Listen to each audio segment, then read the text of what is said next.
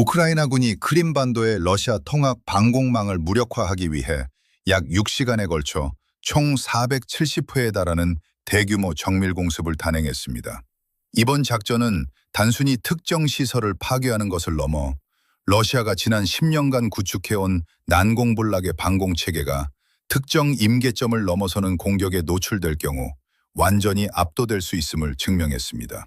주요 타격 지점으로는 세바스토폴의 해군 보병 저장시설, 페오도시아의 연료터미널, 사키의 지휘 통제 노드, 그리고 서부 접근로를 방어하는 핵심 전력인 예브파토리아의 S-400 지대공 미사일 포대 등이 포함되었습니다.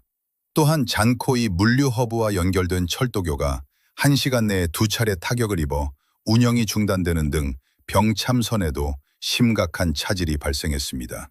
이번 공습의 핵심 맥락은 러시아의 작전 개념 자체를 무효화하는 데 있습니다.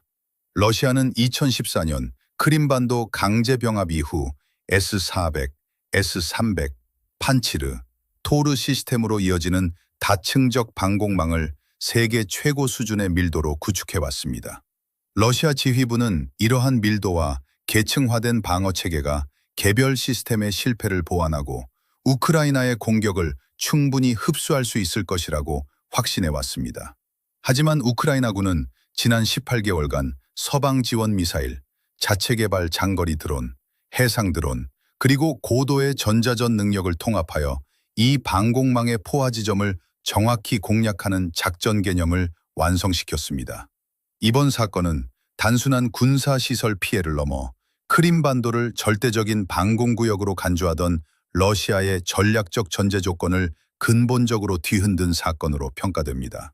작전의 2단계는 우크라이나군의 정밀한 정보 수집 능력을 바탕으로 러시아 방공망의 허점을 실시간으로 파고들었습니다. 특히 예브파토리아에 위치한 S-400 포대 격파 과정은 이번 작전의 치밀함을 단적으로 보여줍니다. 우크라이나군은 극해 서부에서 접근하는 해상 드론과 북쪽에서 진입하는 장거리 자폭 드론을 동시 투입하고 교전 레이더를 무력화하기 위한 전자전 제밍을 병행했습니다.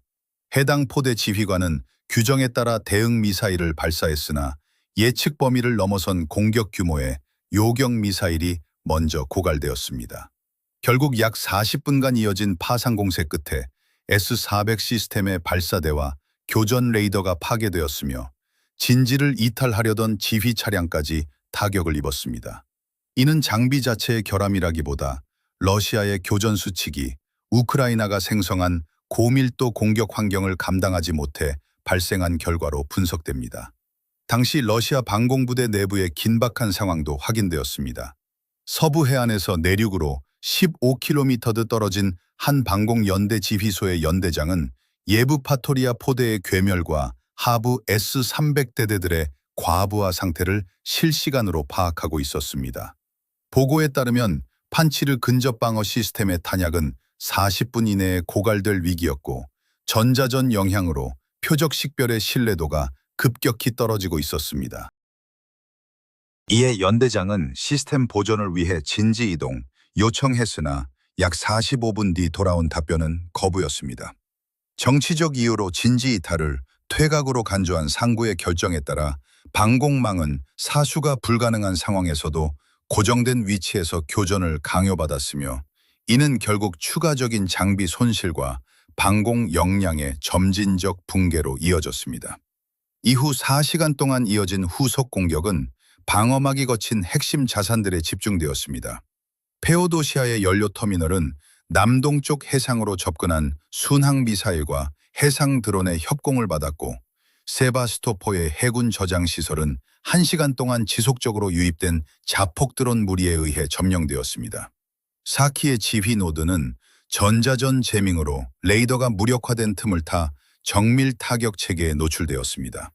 벨베크 비행장은 항공 엄호가 다른 구역으로 분산된 시점에 정확히 타격을 입었으며 카차의 해군 항공 정비 시설은 함대 정찰 및 구조용 헬기가 경납된 구역이 집중 공격을 받았습니다.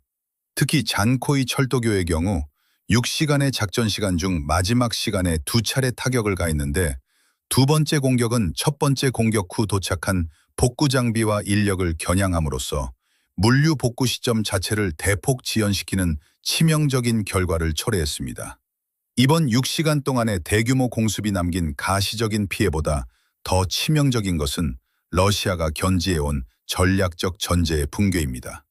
전문가들은 이번 작전이 크림반도의 방공망을 완전히 소멸시키지는 못하더라도 어떤 정교한 다층 방어 체계라도 정밀한 정보와 결합된 포화 공격 앞에서는 임계점을 넘길 수 있다는 사실을 수학적으로 증명했다고 분석합니다. 우크라이나군은 이란이 물량으로 이스라엘의 방공망을 압박했던 것과 달리 상대적으로 적은 양의 미사일 재고로도 정밀한 타격 지능을 활용해 동일한 작전 효과를 거두었습니다. 이는 방공망을 하나의 거대한 덩어리가 아닌 특정 지점과 특정 시간대의 취약점을 나열한 공략 가능한 대상으로 취급한 결과입니다. 분석가들은 우크라이나군이 확보한 타격 정보의 수준에 주목하고 있습니다. 지난 18개월간 신호정보, 시긴트, 영상정보, IMINT, 그리고 현지 인적 정보, 휴민특을 결합하여 러시아 방공망의 모든 세부 사항을 파악한 것이 이번 승리의 전제 조건이었습니다. 주요 방공부대의 교대 주기, 장비 유지 보수 시간표, 레이더의 운용 주파수 및 통신 아키텍처는 물론 주 노드가 파괴될 시 활성화되는 예비 경로까지 모두 데이터화되었습니다. 이러한 고도의 정보력을 바탕으로 설계된 타격 패키지는 러시아 지휘부가 자랑하던 방공 우산의 신뢰성을 근본적으로 제거했습니다. 결과적으로 이번 작전은 크림반도를 중심으로 한 러시아의 남부 전역 작전 개념 전반에 걸친 대대적인 재검토를 강요하고 있습니다. 흑해 함대의 작전 지원, 남부 점령지의 병참 인프라 보호, 그리고 크림반도가 상징하는 정치적 권위는 모두 방공망이 포화 지점을 견뎌낼 것이라는 가정 위에 세워져 있었습니다. 그러나 이 가정이 파괴됨에 따라 러시아군은 향후 모든 작전 시즌에서 복구 불가능한 전략적 비용을 치러야 할 처지에 놓였습니다. 파괴된 S-400 시스템과 불타버린 연료 터미널은 복구될 수 있으나 한 번 무너진 방어 신뢰성과 정치적 상징성의 손실은 향후 전쟁의 흐름을 바꾸는 결정적인 변수가 될 것으로 전망됩니다.